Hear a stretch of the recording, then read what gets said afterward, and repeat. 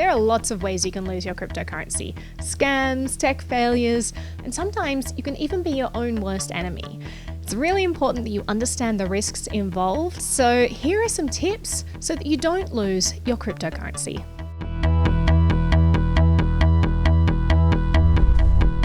Number 7, be really careful of holding your money in an exchange or a wallet where they store the Bitcoin for you.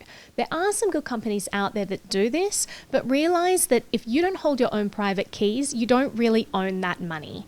My suggestion would be to hold your own cryptocurrency, or if you do decide to use any of these services, understand the risks and don't put too much money in them.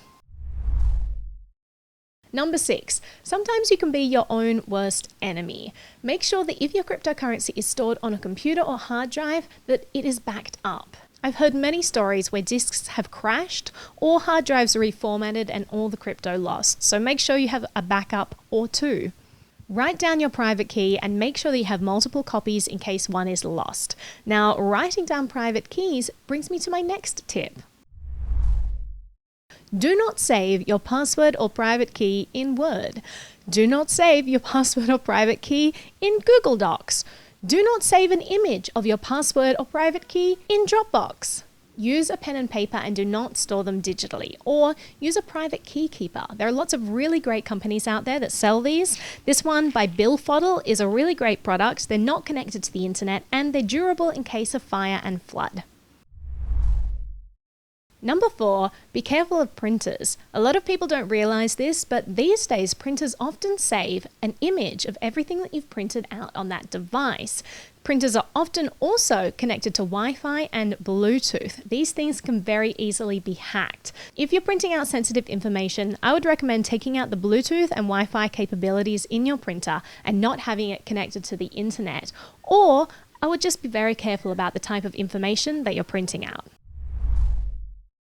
Number 3, if you've written down passwords, passphrases, or private keys, make sure that they're stored in a very secure location, not on a sticky note on your computer. Also, unless your house has Gringotts level security, I would recommend not even keeping them in your house. Locked boxes are a great idea, and also storing them in multiple locations is also a good idea. Number 2, use two-factor authentication on everything and don't have it tied to a phone number. There are many instances of SIM card scams where numbers are ported to a new device and people no longer have access to their funds.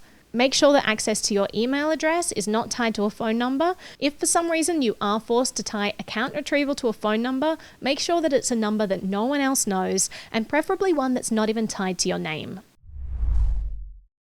Number 1, cold storage. Just presume that any device that has ever been in contact with the internet is no longer secure. So wherever possible, try to keep your funds offline. This could include a QR code on a piece of paper or a trusty pen and paper writing down your private key. You can also encrypt your private keys, so that way if they are discovered, they're completely useless unless someone has your encryption password. Just don't forget that password. And if you want even more protection, look into things like the Glacier protocol, which is an extra secure way of storing your Bitcoins. If you have any other security tips, share them in the comments below. Like, share, and subscribe, and thank you so much for watching. If you like my channel, please hit the like button and be sure to subscribe. I also have a Patreon account and wanted to give a special shout out to all the awesome people there. And a huge thank you to the sponsors of the show for making these videos possible. Thanks so much for watching. She used to just party, go all the way.